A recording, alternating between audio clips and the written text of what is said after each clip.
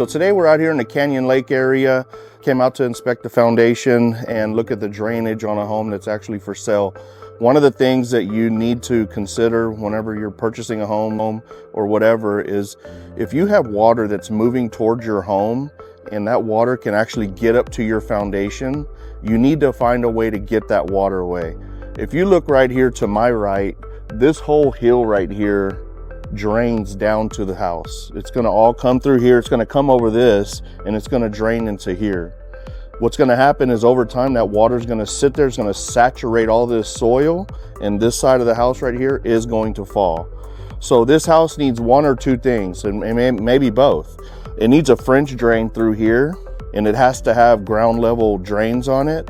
And then it could use a retaining wall, but it doesn't really need it. If you put a good French drain system, you'll be able to catch all the water. Now, as far as in here, we'll probably have to raise this elevation a little bit to slope the rocks back towards this way, towards this sidewalk, because any water that gets in here now is going to pond right in here, and that's definitely what we don't want. So there again, every time you have a slab, you do not want soil butting to your slab going that way.